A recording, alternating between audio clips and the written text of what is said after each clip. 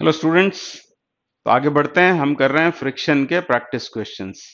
इसके पहले हमने क्वेश्चन नंबर 1 to 15 डिस्कस किया था। ये अगला क्वेश्चन है, क्वेश्चन नंबर 16। यदि इन क्वेश्चंस की आपको पीडीएफ चाहिए तो आप टेलीग्राम ग्रुप ज्वाइन कर सकते हैं, इम्पिटस गुरुकुल फिजिक्स बाय विवेक फाल्के। उसके अलावा एक बात और कहनी है कि इन क्वेश्चंस को आप मेरे साथ साथ कॉपी पेन लेकर सॉल्व करें। केवल कहानी नहीं सुननी है। कोई फॉर्मूला, कोई शॉर्ट ट्रिक, शॉर्ट फॉर्मूला या इंपॉर्टेंट पॉइंट दिखता है इस डिस्कशन में तो उसको फॉर्मूला डायरी में इंक्लूड कर लेना चाहिए, क्योंकि पूरी थ्योरी आप लास्ट में रिवाइज नहीं कर पाएंगे, पूरे क्वेश्चंस आप सॉल्व नहीं कर पाएंगे। तो फॉर्मूला डायरी होगी आपके पास तो आप पूरा फिजिक्स और दूसरे सब्जेक्ट्स उनकी भी फॉर्मूला डायरी या आपको नोट्स बनाने चाहिए, वो आप रिवाइज कर पाएंगे। तभी फिर जेई मेन में पूरे 30 क्वेश्चन या नीट में पूरे 45 क्वेश्चंस आप सॉल्व कर पाएंगे, जब तक आपको बहुत सारे स्टैंडर्ड रिजल्ट्स या क्वेश्चंस के आंसर्स याद ना हो। तो ये पहला क्वेश्चन करते हैं। A block has been placed on an incline plane, the slope theta of the plane is such that the block slides down the plane at constant speed. The coefficient of kinetic friction is equal to. तो अभी जिन standard results की मैं बात कर रहा था उन्हीं में से ही एक स्टैंडर्ड रिजल्ट है। बात हो रही है कंडीशन ऑफ इक्विलिब्रियम या limiting equilibrium of a block on an incline plane की। और बहुत से बच्चों को इसका आंसर ही याद होगा। हमसे पूछा है कोएफिशिएंट ऑफ काइनेटिक फ्रिक्शन, मतलब म्यू के, और म्यू के होगा tan थीटा के बराबर, या mu S is equals to tan theta. तो कैसे ये कंडीशन एस्टेब्लिश होती है हम डिस्कस करेंगे। तो इंक्लाइन प्लेन यहाँ पर मैंने ड्रॉ कर रखा है और इसका ये है इंक्लिनेशन, ये हॉरिजॉन्टल और ये है इंक्लाइन प्लेन। इंक्लाइन प्लेन के क्वेश्चंस आप वहां भी करते हैं, मोशन इन वन डायमेंशन में भी।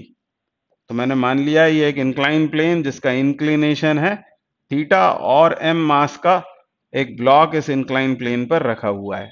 हम स्टडी कर रहे हैं ब्लॉक की, तो ब्लॉक पर एक्ट करने वाले सभी फोर्सेस को हम शो करेंगे। कौन कौन से फोर्सेस आएंगे? तो पहला फोर्स तो होगा mg, weight of the block या force exerted by the earth on the block, mg vertically downwards। और दूसरा फोर्स होगा नॉर्मल कॉन्टैक्ट फोर्स, मतलब force exerted by this plane on the block, उसको n से डिनोट करते हैं या कभी कभी r लिखते हैं। तो ये है नॉर्मल रिएक्शन और ये है वेट। अब इधर तो मोशन इसकी पॉसिबल ही नहीं है। हम क्यों कर रहे हैं इस ब्लॉक की स्टडी? हमको एक्चुअली उसके मोशन की स्टडी करनी है। तो हमने फोर्सेस शो कर दिए और इधर वर्टिकल में तो मोशन हो ही नहीं रही है, मोशन तो होगी अलोंग इंक्लाइन।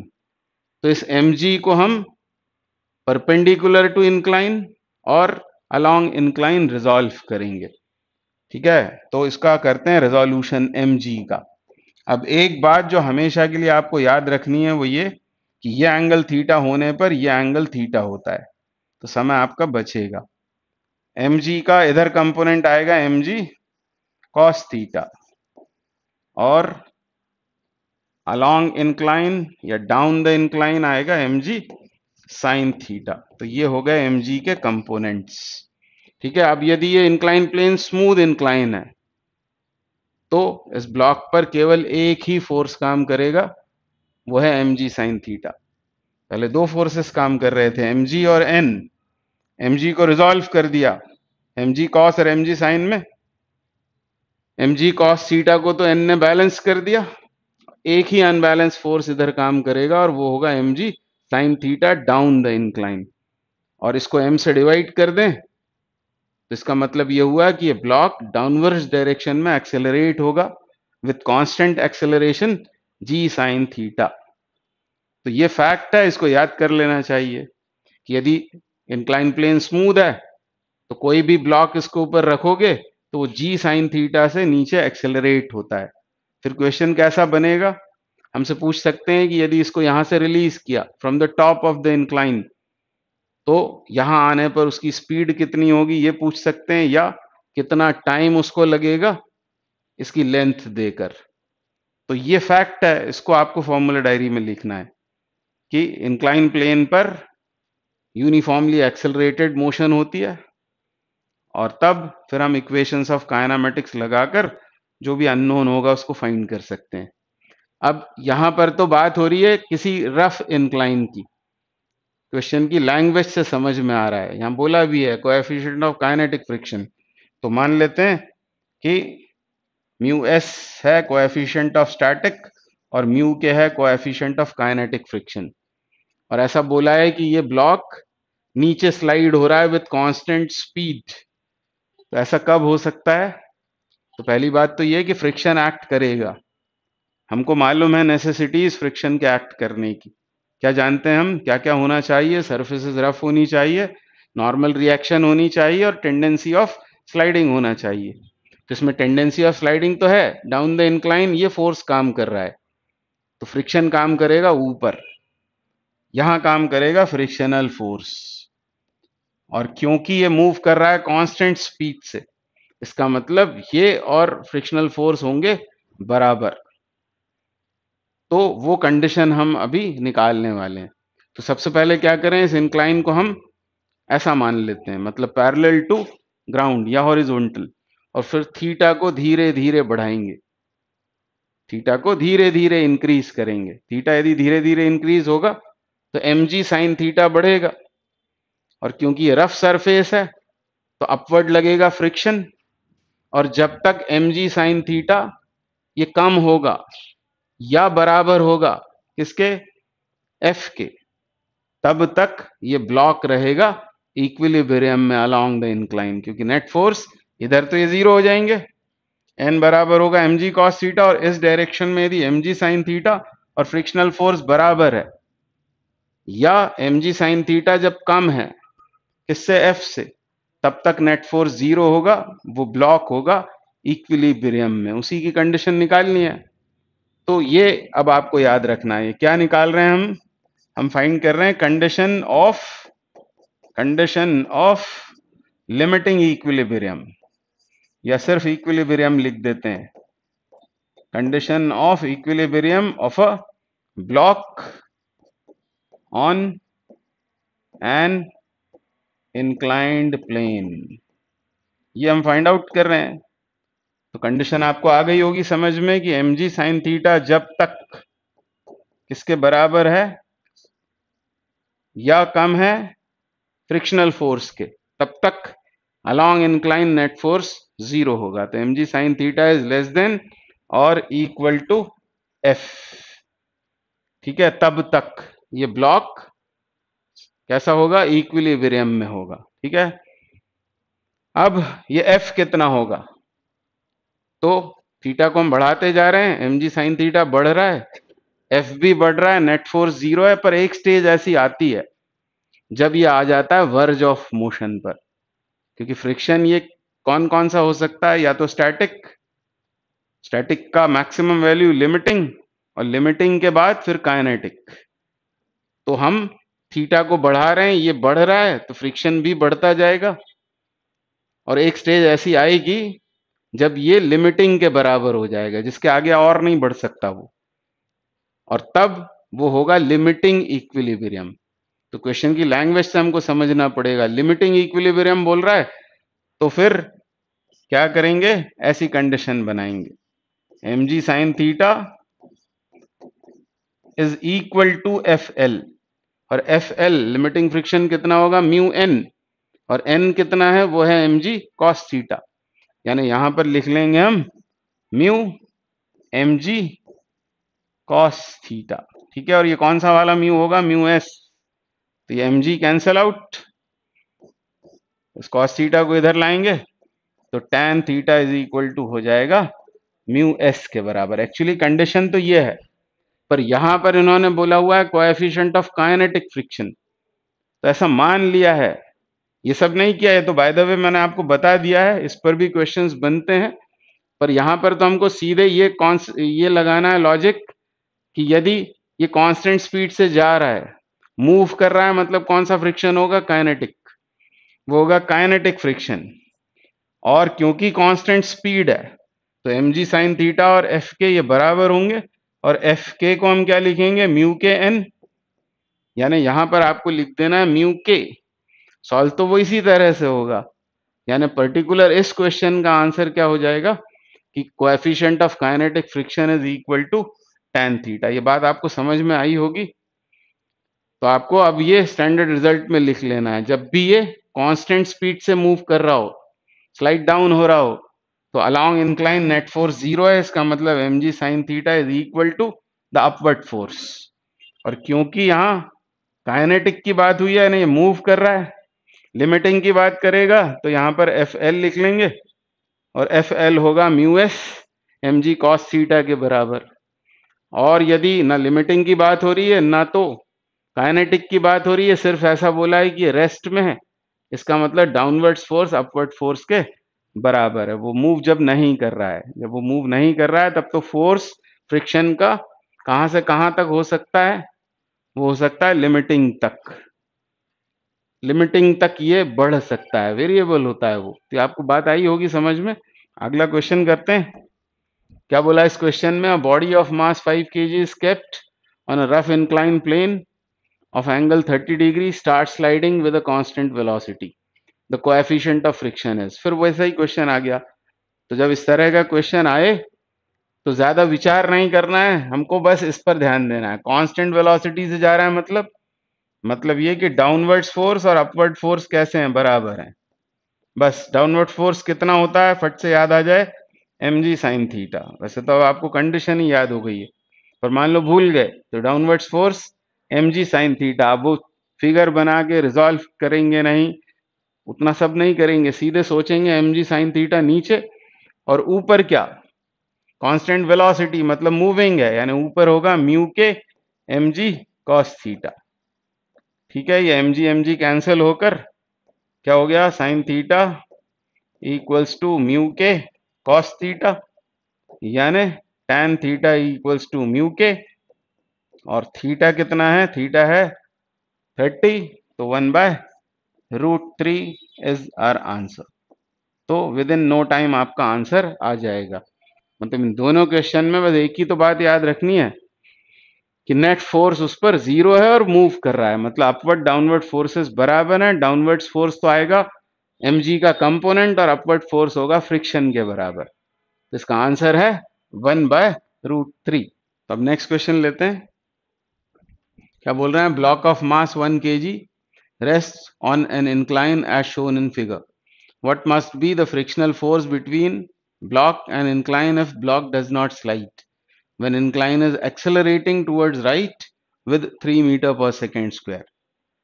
तो अब इसमें हमको सूडो फोर्स का कॉन्सेप्ट लगाना पड़ेगा। क्या बोला हमसे कि एक इंक्लाइन है, इंक्लाइन प्लेन, या इसको कह सकते हैं वेज, और ये वेज जा रहा है इधर towards right with acceleration 3 meter पर सेकेंड स्क्वायर, और एक ब्लॉक है 1 kg मास का, m इक्वल्स टू 1 kg, और ये वेज के रिलेटिव रेस्ट में है, रेस्ट ऑन एन इंक्लाइन, मतलब यहां इसको रेस्ट में बनाए रखा है, इस वेज को मूव कर दिया है कितने से, 3 मीटर पर सेकेंड स्क्वायर से टूवर्ड्स राइट।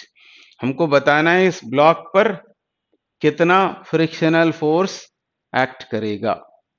म्यू वगैरह कुछ नहीं दिए हैं, इंक्लिनेशन दिया है 37 डिग्री। ये 37 डिग्री और 53 डिग्री क्यों देते हैं, इसकी बात हम कई बार करते हैं।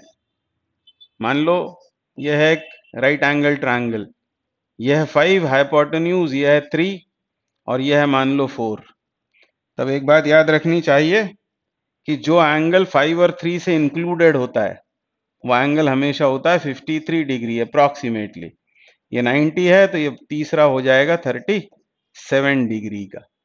तब फिर साइन 37 कॉस 53 या साइन 53 कॉस 37 कुछ भी आप यहां से निकाल सकते हैं। ठीक है, इसलिए ये एंगल दिया जाता है कॉम्पिटिटिव एग्जाम्स में। तो एक वेज है जिसको राइटवर्ड्स मूव कर रहे हैं विद एक्सेलरेशन 3 मीटर पर सेकेंड स्क्वायर, और इसको मूव करके इसको रेस्ट में बनाए रखा गया है, और हमसे बोला हुआ है फ्रिक्शनल फोर्स कितना है। तो ऑब्वियसली ये सरफेसेस रफ हैं तो फ्रिक्शन एक्ट करेगा, और वो हमको फाइंड करना है।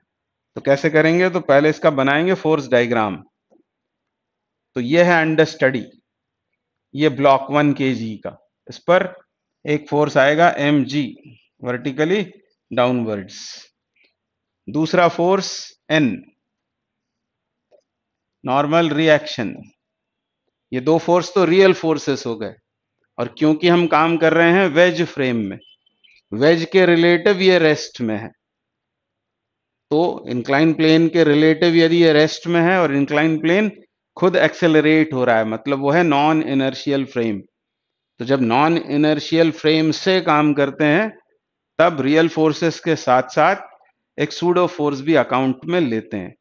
और वो सूडो फोर्स कहाँ काम करता है, उसके लिए इसका मास लेना और एक्सेलरेशन लेंगे फ्रेम का, मतलब एम ए, और जो फ्रेम जहां एक्सेलरेट हो रहा है उससे ऑपोजिट डायरेक्शन में उसे शो कर देंगे, मतलब ये होगा एम ए।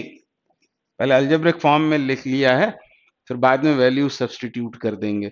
इस तरह ब्लॉक पर तीन फोर्सेस काम कर रहे हैं, mg, n और ma, और वो ब्लॉक है रेस्ट में। एक और फोर्स होगा और वो होगा फ्रिक्शन का फोर्स, उसको बाद में दिखाते हैं। अब करेंगे इनको रिजॉल्व, इन फोर्सेस को along incline and perpendicular to incline, मतलब ही इस डायरेक्शन में, मतलब अलोंग इंक्लाइन और परपेंडिकुलर टू इंक्लाइन रिजॉल्व करेंगे। तो अब ये एंगल यदि 37 है तो ऑब्वियसली ये एंगल कितना है 37, और ये यदि 37 है तो mg का इधर कंपोनेंट कितना आएगा, mg, यहां लिख देता हूं mg cos 37, ठीक है। ये इसका इधर कंपोनेंट और इसका इधर कंपोनेंट क्या आएगा, तो वो mg sin 37। इसमें गलती ना हो, आपको तो वैसे याद है कि down the incline mg sin theta, perpendicular to incline mg cos theta. दूसरा फिर इसका रिजोल्यूशन हो गया, इसको रिजॉल्व करना है, तो ये एंगल कितना होगा, ये एंगल होगा 53, तो ये एंगल 37 हो जाएगा। तब इसका इधर कंपोनेंट क्या आएगा, तो इधर कंपोनेंट आएगा एम ए कॉस 37, और इधर कंपोनेंट आएगा M G, sorry M A sine 37। तो इस तरह से इन दोनों को हमने कर लिया रिजॉल्व। अब आप देख रहे हैं फोर्सेस रह गए perpendicular and parallel to incline, दो ही फोर्सेस रह गए, और इधर इनको बैलेंस कर लेंगे। अब आपको m पता है, a पता है, g पता है, सब कुछ पता है, तो n निकल आएगा। पर n हमसे नहीं पूछा है, हमसे पूछा है फ्रिक्शनल फोर्स। तो एग्जाम में जब आप करेंगे तो ये स्टेप्स बचाई जा सकती हैं। यदि पूछा होगा हमसे किसके बारे में, n के बारे में, तब हम फिर ये इस तरफ परपेंडिकुलर टू इंक्लाइन इक्वेशन बनाएंगे, क्योंकि n तब निकालते हैं हम यदि हमको म्यू वगैरह दिया होता। अब म्यू व्यू तो कुछ दिया नहीं है, तो सीधे क्या लॉजिक लगानी है हमको कि यदि ये रेस्ट में है तो फ्रिक्शन भी काम कर रहा होगा, फ्रिक्शन होगा ऊपर। तो ऊपर ही क्यों, क्योंकि इसमें टेंडेंसी होती है नीचे जाने की। इसकी टेंडेंसी कहाँ ये पता करना है, तो इसको थोड़ी देर के लिए स्मूथ मान लें। ये स्मूथ होगा तो ब्लॉक नीचे जाएगा, frictional force will act upwards, यानी M A cos 37 plus F equals to M G sine 37। बस ये लॉजिक लगा देने से आपका आंसर आ जाएगा। तो इसको सॉल्व कर देता हूं मैं, F frictional force plus M A cos 37, M is 1, acceleration is 2, acceleration ही किसका, फ्रेम का, एक्सेलरेशन इज 3, और cos 37, वहां से देखो cos 37 बेस अपॉन हाइपोटेन्यूज यानी 4/5, ये आ गया f plus M A cos 37 equals to M G sine 37, m is again 1, g is 10, and sin 37 is 3/5, 3/5, sin 37 is 3/5, ठीक है। तो f निकालना है हमको, तो ये कितना होगा 12/5, और ये होगा 6, ये होगा 6 के बराबर है, दो बार कैंसिल होकर, तो 6 माइनस 12/5, तो ये हो गया 30, 30 में से 12 जाएंगे तो 18 बचे, 18/5, और 5 से इसको डिवाइड कर दें, या 1/5.2 होता है, तो 3.6 न्यूटन के बराबर हो जाएगा। And so answer of this question is a 3.6 Newton. तो प्रैक्टिस करने के बाद ये सब आसान लगने लगता है। शुरू में ये डिफिकल्ट लगता है, इंक्लाइन प्लेन डराता है, पर प्रैक्टिस होगी, हैबिट होगी तो क्वेश्चंस फिर बहुत सारी चीजें तो हमको याद रहती हैं, तो वो समय बचा देती हैं हमारा। और इसीलिए मैं बार बार कहता हूँ कि फॉर्मूला लिस्ट बनाओ, इंपॉर्टेंट पॉइंट्स को उसमें नोट करो, हर सब्जेक्ट में, बल्कि सिर्फ फिजिक्स में नहीं, हर सब्जेक्ट में। क्योंकि अब ये जमाना है फुल मार्क्स वाला, पूरे पूरे मार्क्स लाने का जमाना आ गया है। पूरे मार्क्स तभी आएंगे जब उसमें से बहुत सारी चीजें हमको रटी होंगी। रटना नहीं है, इतनी बार करना है कि वो रट जाएं। तो अब ये next question, block of mass 2 kg slides down an inclined plane of slope 30 degree, mu equals to under root 3 by 2. Part 1, external force required to move the block down the incline without acceleration. External force to move it up without acceleration. तो ज्यादा परेशान नहीं होंगे, हमसे बोला हुआ है कि उसे मूव कर रहे हैं, और जब मूव कर रहे होते हैं ब्लॉक को इंक्लाइन प्लेन पर, तब जो फ्रिक्शनल फोर्स होता है वो उसके टेंडेंसी ऑफ मोशन या मोशन के अगेंस्ट काम करता है, और कितना, म्यू के एम जी कॉस थीटा, इतना याद रखेंगे। अब केस 1 में क्या कर रहे हैं, यहां पर वो इतना एक्सटर्नल फोर्स लगा रहे हैं कि उसे डाउन द इंक्लाइन ले जा रहे हैं विदाउट एक्सेलरेशन। तो एक फोर्स तो हम यहां शो करेंगे ही, वो कौन सा, एम जी साइन थीटा। ये होगा फोर्स डाउन द इंक्लाइन, ले कहा जा रहे हैं उसे, नीचे ले जा रहे हैं, और नीचे ले जा रहे हैं तो फ्रिक्शन कहां लगेगा, ऊपर, कितना, mu M G cos theta. और वो फोर्स कहां लगाना पड़ेगा, फोर्स लगाना पड़ेगा इधर, ये होगा वो एक्सटर्नल फोर्स। ये केस 1 में। और केस 2 में क्या बोल रहे हैं, केस 2 में अब उसे ले जा रहे हैं ऊपर, और नीचे तो लगेगा ही एम जी साइन थीटा, और यदि आप ऊपर ले जा रहे हो उसे तो फ्रिक्शनल फोर्स लगेगा नीचे, mu M G cos theta, यानी वो एक्सटर्नल फोर्स कहां लगा रहे होंगे, ऊपर। अब ये फोर्स से क्यों बैलेंस कर रहे हैं इनको, फोर्सेस को, M G sine theta plus F बराबर mu M G cos theta होना चाहिए, क्योंकि विदाउट एक्सेलरेशन उस ब्लॉक को मूव किया जा रहा है, मतलब कांस्टेंट वेलोसिटी से। तो बस ये इसके आंसर्स हैं, इसमें एफ निकालना होगा आपको, नेट फोर्स 0 करना है, तो एफ कितना होगा, एफ बराबर होगा F plus this equal to this, तो एफ बराबर होगा ये सब कुछ, mu M G cos theta minus M G sine theta. अब इसको एम जी को बाहर करें, एम दे रखा है 2, जी 10 ले लेते हैं, फिर अंदर क्या आएगा, mu, mu is given to be under root 3 by 2, और थीटा कितना है, theta is 30, cos 30 is root 3 by 2, minus sine theta वो हो जाएगा हाफ, तो ये हो गया 20 इंटू, ये कितना होगा 3 by 2, 3 by 4, 3 by 4 minus half, यानी कितना हो जाएगा ये, 3 by 4 minus half is 1 by 4, 20 by 4 gives 5 newton. यानी केस ए में कितना लगाना पड़ेगा एक्सटर्नल फोर्स, यदि विदाउट एक्सेलरेशन ले जाना है तो होगा 5 न्यूटन। तो आंसर सी को ही सही होना चाहिए। केस 1 का आंसर है, 2 को 25 आना चाहिए, तो वेरीफाई हो जाएगा। तो अब की बार एफ इन दोनों के एडिशन के बराबर होगा, एम जी हमने बाहर किया, तो अंदर क्या क्या बचेगा, साइन थीटा मतलब हाफ, और यहां पर क्या होगा, mu cos theta root 3 by 2 into root 3 by 2, यानी 3 बाय 4, ऐसा होगा ये। और आगे इसको सॉल्व करें तो 20, और चाहे तो आप 2 को बाहर कर लें, या नहीं भी करें तो एलसीएम ले लेते हैं, यहाँ 4 ले लिया एलसीएम, तो 2 से डिवाइड करेंगे तो ये 2 आएगा, ये 3 आएगा, यानी 5 बाय 4, 5 बाय 4, ये 4 से 5 बार कैंसिल, और इन दोनों का एडिशन 5, यानी टोटल बन रहा है वो 25 न्यूटन। यानी हमारा जो थॉट प्रोसेस था या मेथड थी वो सही है, आंसर इज 25। तो इस तरह के क्वेश्चन में ऐसी अप्रोच हमारी होनी चाहिए। A block is moving on an inclined plane making an angle of 45 degree with the horizontal and the coefficient of friction is mu. The force required to just push it up the inclined plane is 3 times the force required to just prevent it from sliding.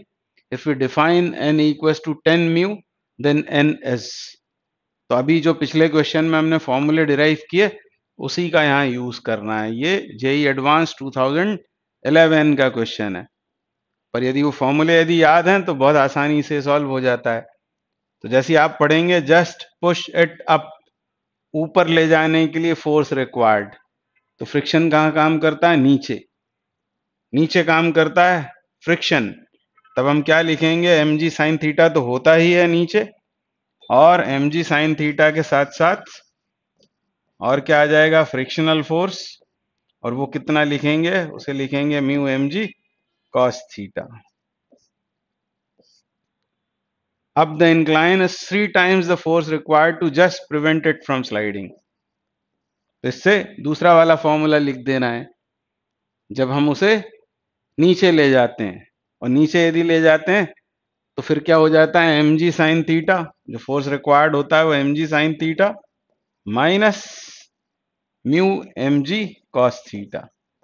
और इसको बहुत detail में हमने पहले discuss किया हुआ है, कई सारे इसके एग्जाम्पल्स मैंने आपको बताए हुए हैं। आपको बेसिकली ये याद रखना है एग्जामिनेशन पॉइंट ऑफ व्यू से।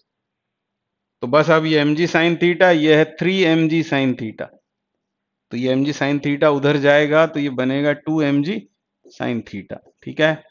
और यहाँ minus 3 mu mg cos theta, और ये म्यू mg cos थीटा इधर लाएंगे उसे तो 4 म्यू mg cos थीटा ऐसा हो जाएगा। फिर ये mg कैंसिल आउट, इसको आप पहले भी कैंसिल कर सकते थे कॉमन करके। 4 mu is equal to cos theta को उधर ले जाएं तो tan थीटा, थीटा 45 दिया है वो 1 हो जाएगा, तो ऐसा हो जाएगा। म्यू बराबर कितना हो गया? हाफ। ये म्यू का वैल्यू आ गया। और फिर यहां बोला हुआ है कि यदि n इक्वल्स टू है 10 म्यू, तो हमको बतलाना है n का value. Integer answer type question है, तो बस यहाँ वैल्यू डालें म्यू का, तो आंसर हो गया 5। तो इंटीजर आंसर टाइप क्वेश्चन था, आंसर इसका होगा 5। मैंने उसका ऑब्जेक्टिव बना दिया है, आंसर बी इज करेक्ट। अगला क्वेश्चन करेंगे। क्या बोल रहे हैं? 13 meter long ladder is placed against a smooth vertical wall with its lower end 5 meter from the wall. What should be the coefficient of friction between ladder and the floor so that it remains in equilibrium? इसको correct कर लेना, ये in equilibrium होगा। तो 13 metre लंबी एक सीढ़ी है और उसका एक सिरा किसी स्मूथ वॉल से टिका हुआ है और दूसरा सिरा है उसका फ्लोर पर। यह 13 मीटर लॉन्ग लेडर बी पर वो वॉल को टच कर रही है और ए पर फ्लोर को। ये दी हुई है हमको वॉल कैसी है? ये स्मूथ, मतलब इधर फ्रिक्शन एब्सेंट है। हमको बताना क्या है? Coefficient of friction between floor and ladder if it remains in equilibrium. तो सबसे पहले हमको फोर्सेस यहाँ शो करने पड़ेंगे। ये क्वेश्चन है वैसे रोटेशन का, पर यहाँ क्यों कर रहे हैं? ये बताने के लिए कि फ्रिक्शन से दोस्ती खत्म मत करना, ये किसी भी चैप्टर में कहीं भी यूज हो सकता है। तो पहले फोर्सेस दिखाएं। यहाँ पर नॉर्मल रिएक्शन इस तरह से दिखानी चाहिए। जब भी कोई पॉइंट और सरफेस कांटेक्ट में हो तो सरफेस से परपेंडिकुलर, पॉइंट से नहीं, मतलब इधर नहीं दिखाना, ऐसा दिखाना नॉर्मल रिएक्शन। फिर यहाँ ऐसी होगी नॉर्मल रिएक्शन। इसको क्या बोल दें? इसको बोल दें यदि N1, तो ये है N2, ये दो forces normal reaction.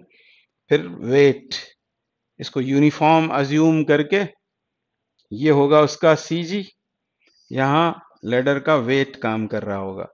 This is force exerted by the earth on the ladder. हम लेडर की स्टडी कर रहे हैं। ये दो नॉर्मल रिएक्शंस, ये W। फिर इधर तो फ्रिक्शन नहीं है, ये सिरा इस तरफ स्लाइड होगा, फ्रिक्शन इधर लगेगा, तो ये हो जाएगा फ्रिक्शनल फोर्स। तो ये ए पर लगने वाले फोर्सेस हो गए ये दोनों, ये CG पर लगने वाला फोर्स और ये बी पर लगने वाला फोर्स। इस एंगल को सपोज कर लेते हैं कि ये थीटा है। ये तो 90 होगा between floor and wall, angle 90। ये 13 है और ये हमको बताया हुआ है ये कितना है? 5, यानी ये कितना होगा? ये होगा 12, ये होगा 12 मीटर के बराबर पाइथागोरस थ्योरम से। अब इक्विलिब्रियम का मतलब क्या होता है? ये लेडर है कंप्लीट इक्विलिब्रियम में, ये ना तो रोटेट हो रही है और ना ट्रांसलेट हो रही है। मतलब ट्रांसलेटरी इक्विलिब्रियम और रोटेटरी इक्विलिब्रियम में, ट्रांसलेटरी इक्विलिब्रियम के लिए नेट फोर्स 0 होना चाहिए दोनों डायरेक्शंस में, वर्टिकल में भी और हॉरिजॉन्टल में भी। और रोटेशनल इक्विलिब्रियम के लिए नेट टॉर्क 0 होना चाहिए या मोमेंट 0 होना चाहिए। तो क्योंकि ये ट्रांसलेटरी इक्विलिब्रियम में है, तो हम लिख सकते हैं W equals to N2। W is equal to N2, मतलब वर्टिकल में नेट फोर्स 0। ये दोनों तो हॉरिजॉन्टल में, वर्टिकल में W है और N2 है, तो नेट फोर्स 0। क्यों? Since the ladder is in translatory equilibrium, translatory equilibrium. तो ये इक्वेशन 1 हो गई। अब रोटेशनल इक्विलिब्रियम के लिए नेट टॉर्क किसी भी पॉइंट के अबाउट, किसी भी पॉइंट के अबाउट वो घूम ही नहीं रही है, हमको ये चाहिए, और इसको हम लिखेंगे म्यू N2 के बराबर। अब यहां पर फ्रिक्शन लग रहा है, यहाँ फ्रिक्शन के कॉन्सेप्ट्स लग रहे हैं, frictional force maximum mu N, और N यहाँ कितना है? नॉर्मल रिएक्शन है N2, तो म्यू N2 होगा। ठीक है, यही हमको फाइंड आउट कर रहा है म्यू। तो इस पॉइंट के अबाउट नहीं लेंगे मोमेंट, हम लेंगे इस पॉइंट के अबाउट। तो taking moments about B, about B, तो फोर्सेस कितने हैं वो काउंट कर लो, 1 2 3 4। इसका मोमेंट कितना होगा? तो ये तो यहीं से पास हो रहा है, तो 0 होगा। इसका मोमेंट निकालेंगे तो कितना होगा? फोर्सेस W, ये फोर्स हो गया, और इसकी देखेंगे परपेंडिकुलर डिस्टेंस, तो इसको आगे बढ़ाएं, फोर्स की लाइन ऑफ एक्शन यहां से नॉर्मल ड्रॉप करें, तो ये हमें लिखना पड़ेगा, ये लेंथ। अब ये थीटा है तो ये भी थीटा होगा, ये भी थीटा होगा, और ये कितना होगा? तो ये कितना है? हाफ 13/2।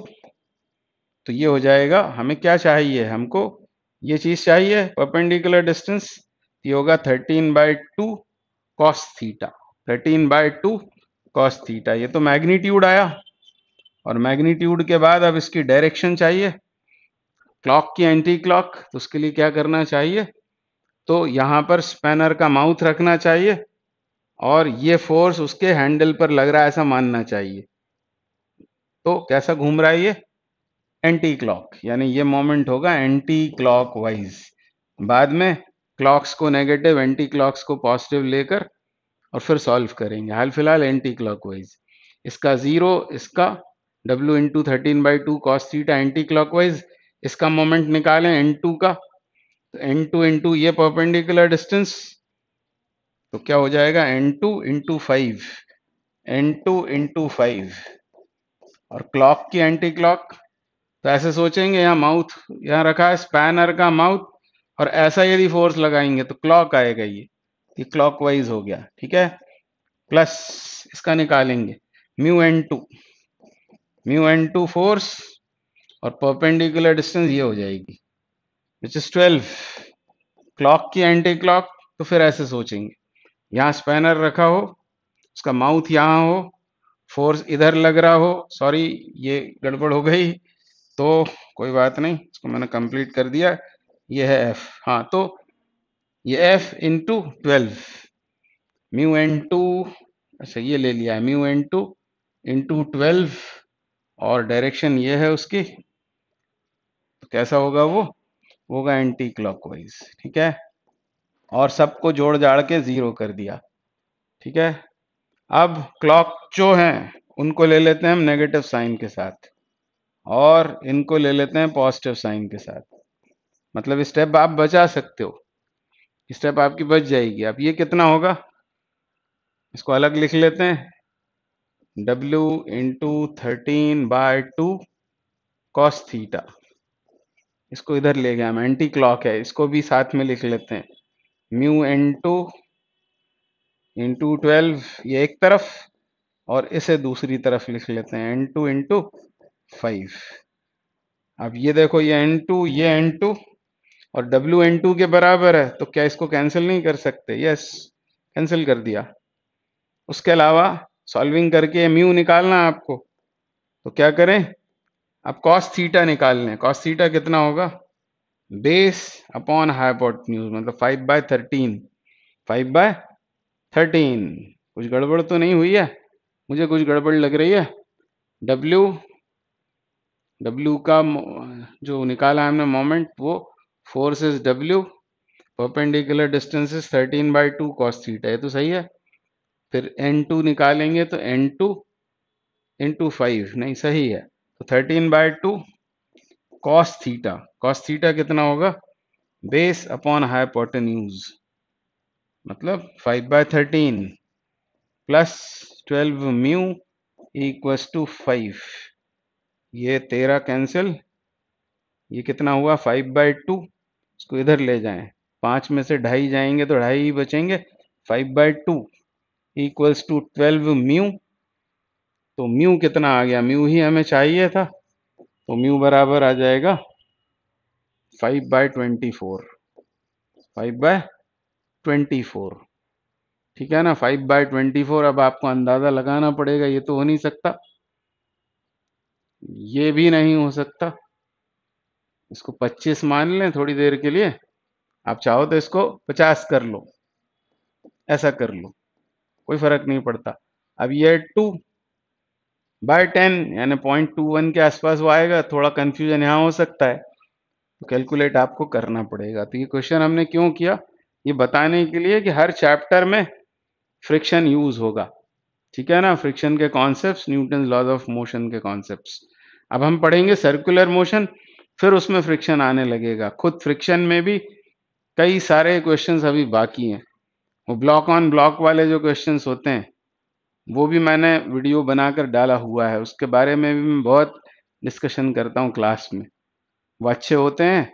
और इस तरह के और अभी अच्छे क्वेश्चंस हम करते रहेंगे। तो thank you very much for today, thank you. तो अभी नेक्स्ट क्वेश्चन करेंगे, इसको पहले हम शॉर्ट फॉर्मूले से करेंगे और फिर मेथड से। पर आपको दोनों से करना है। वो शॉर्ट फॉर्मूला तभी हमें याद रहता है जब हम उसे मेथड से कर चुके हों। वो फॉर्मूला फिर फॉर्मूला लिस्ट में आप लिख दोगे तो एग्जाम में भी वो काम आ जाएगा। क्या बोल रहे हैं, particle projected up a rough plane inclined at an angle of 45 degree to the horizontal from a point A on it along the line of greatest slope takes only 1 second to come to rest momentarily and further 7 seconds to return to A. The coefficient of friction is, तो इसका short formula ऐसा है, 1 minus mu into T2 square, समझाता हूं मैं आपको, is equal to 1 plus mu into T1 square. तो ये याद रखो। दूसरा फिर म्यू के लिए ये फॉर्मूला याद रखें, T2 square minus T1 square upon T2 square plus T1 square. तो आपका काम बन जाएगा, इमीडिएट आपका आंसर आ जाएगा। अब इसमें T1 T2 क्या है, ऊपर जाने में उसे कितना समय लगता है, 1 सेकेंड, और लौटने में 7 सेकेंड। तो लौटने का टाइम है T2 और जाने का टाइम है T1। तो यहाँ डालना पड़ेगा 7, 7 square is 49 minus 1 is 48 upon T2 square फिर से 49 प्लस 1 यानी 50, तो 48 अपॉन 50 इसका आंसर हो गया। अब 2 का मल्टीप्लाई कर देते हैं ऊपर नीचे, ये 100 बन जाएगा। ये कितना होगा, 96, 96 अपॉन 100 विल गिव 0.96। तो इमीडिएट आपका आंसर आ जाएगा। ये तो हुई उसकी शॉर्ट ट्रिक। अब सवाल क्या है वो समझते हैं और उसको मेथड से सॉल्व करते हैं। फाइनली फिर आपको ये फॉर्मूले याद रखने हैं। T1 T2 म्यू 3 क्वांटिटीज हैं। अभी इस क्वेश्चन में T1 T2 देकर म्यू पूछा है, हो सकता है कभी म्यू दे दें, T1 दे देंगे और T2 फाइंड आउट करने को बोलेंगे, इसलिए इस दोनों को याद रखना चाहिए और इसी को सॉल्व करके ये बना हुआ है। अब क्वेश्चन पर आते हैं। केस 1 क्या है, एक पार्टिकल को ऊपर प्रोजेक्ट किया है। ये जो लिखा हुआ है लाइन ऑफ ग्रेटेस्ट स्लोप, तो इंक्लाइन प्लेन का स्लोप भी 45 है और वो लाइन ऑफ ग्रेटेस्ट स्लोप भी, मतलब वर्टिकल प्लेन से इंक्लाइन प्लेन का एंगल वो भी 45 होगा, यानी दोनों 45 45 है, इसलिए चिंता की बात नहीं। अब उस पार्टिकल को ऊपर प्रोजेक्ट किया हुआ है, वर्टिकली अपवर्ड प्रोजेक्ट किया है किसी रफ प्लेन पर, तो सिर्फ ऐसा छोटा सा एक डायग्राम बना लो। नीचे कितना फोर्स होता है तो हमें रटा हुआ है कि ये होता है mg साइन थीटा, और इस पार्टिकल को इंक्लाइन प्लेन पर प्रोजेक्ट किया है। ये मान लेते हैं इंक्लाइन प्लेन, बी पर आकर ए से उसको प्रोजेक्ट किया है, बी पर आकर वो मोमेंटरीली रेस्ट में आ गया, और इस इंक्लाइन प्लेन की लेंथ है मान लो एस के बराबर, और ये मान लेते हैं कि इसको u वेलोसिटी से प्रोजेक्ट किया है, वेलोसिटी u से ऊपर प्रोजेक्ट किया, ठीक है ना। अब ऊपर प्रोजेक्ट यदि कर रहे हो उसे, वो यदि ऊपर जा रहा है तो फ्रिक्शनल फोर्स कहाँ काम करेगा, वो करेगा डाउनवर्ड डायरेक्शन में। कितना होगा वो, तो वो होगा mu M G cos theta के बराबर। ये सब हमको याद है। यानी एक्सेलरेशन उसका कितना होगा, अभी मैं उसे एक्सेलरेशन कह रहा हूं, पर वो एक्ट करेगा इधर, यानी ये पार्टिकल रिटार्ड होगा इधर जाने पर, ठीक है ना। तो कितना होगा वो, इन दोनों को ऐड करके m से डिवाइड करना था, तो आ जाएगा g sign theta plus g sign theta plus mu g cos theta, ऐसा होगा। और इनिशियल वेलोसिटी कितनी है, u है, एक्सेलरेशन ये है, माइनस साइन के साथ लेंगे। तो पहले निकालते हैं कि टाइम कितना लगा इसको यहाँ से यहाँ जाने में, उसको बोलेंगे हम t1, जो यहाँ बोला हुआ है 1 सेकेंड, ये है t1।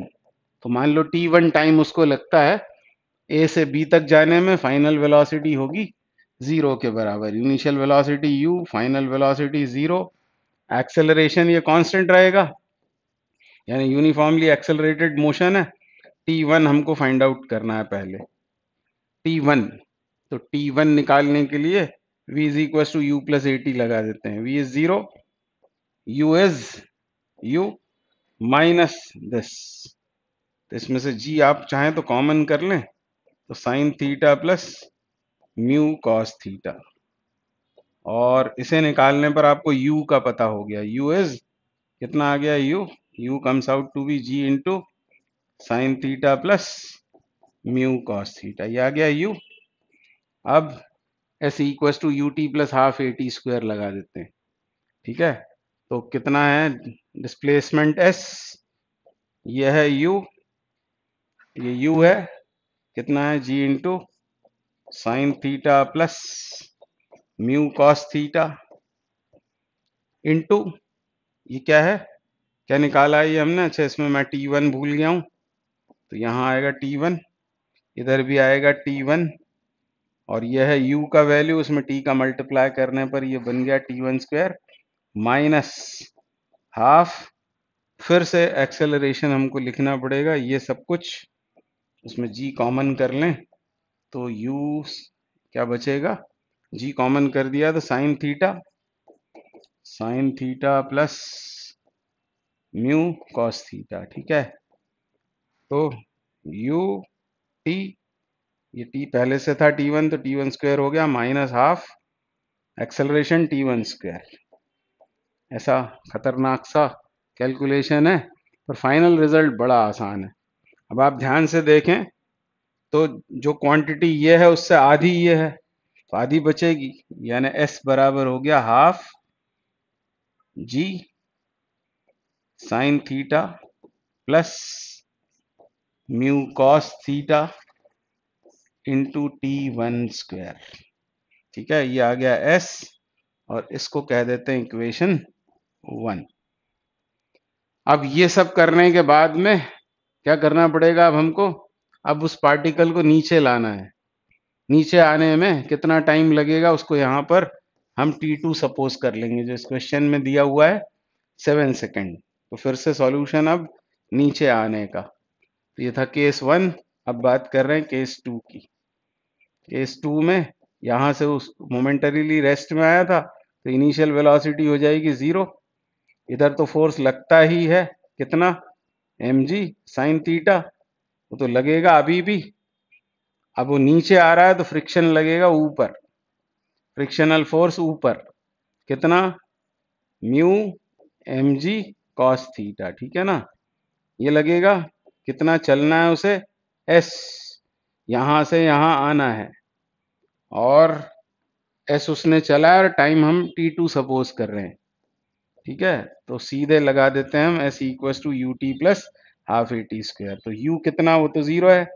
एक्सेलरेशन कितना होगा उसका, एक्सेलरेशन अब नेट लेंगे हम, नेट फोर्स नीचे आएगा M G sine theta minus mu M G cos theta, मतलब माइनस साइन आएगा, जी कॉमन कर लेते हैं तो अंदर क्या बचेगा, अंदर बचेगा एम, तो कैंसिल हो जाएगा, एक्सेलरेशन बोल रहे हैं हम, साइन थीटा माइनस क्या बचेगा अब यहाँ पर म्यू कॉस थीटा, ये इंटू टी टू स्क्वायर। तो ये भी एस आया, ये इक्वेशन 2 हो गई, ये केस 2 में। अब ये भी एस है, ये भी एस है, इनको इक्वेट कर देंगे तो ये हाफ जी, ये कैंसिल आउट, इधर से हाफ जी कैंसिल आउट हो गया। अब क्या बचा, इधर बचा sign theta plus mu cos theta, और थीटा कितना है, थीटा है 45। तो इसी में यदि हम क्या करें 45 डाल दें, ये होगा 1/√2 और इधर होगा μ/√2, यानी यहाँ आएगा 1 plus mu T1 square upon √2। ठीक है, ऐसा होगा। और इधर क्या हो जाएगा 1 minus mu, 1 minus mu upon √2 into T2 square, ठीक है ना, into T2 square is equal to 1 plus mu into T1 square. और यही शॉर्ट फॉर्मूला है, यही शॉर्ट फॉर्मूला है जो मैंने यहाँ लिखा हुआ है। और इतना सब हो जाने के बाद, ये सब जब आप कर लेंगे तमाशा, उसके बाद में फिर क्या करना है, फिर हमको कंपोनेंडो डिविडेंडो ले लेना है, जो हमने क्लास 10th में किया हुआ है वो कर लेना है, वो भी मैं आपको करके दिखा देता हूँ। तो ये है T2 स्क्वायर, इधर ही रहने दें, T1 स्क्वायर को ट्रांसपोज करके इसके नीचे लिख लिया, इसको आगे बढ़ा रहा हूँ मैं, इधर आ रहा है 1 plus mu upon 1 minus mu. ठीक है, अब कंपोनेंडो डिविडेंडो का मतलब होता है न्यूमरेटर में डिनोमिनेटर को ऐड कर दो और नीचे न्यूमरेटर में से डिनोमिनेटर को सब्ट्रैक्ट कर दो, यही काम यहाँ करना है।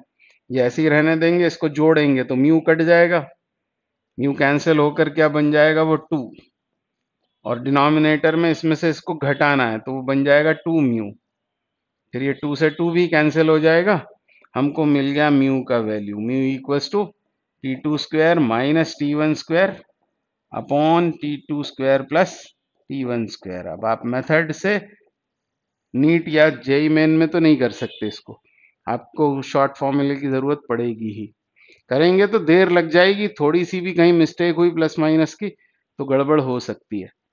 तो try to remember this formula और दिस फॉर्मूला।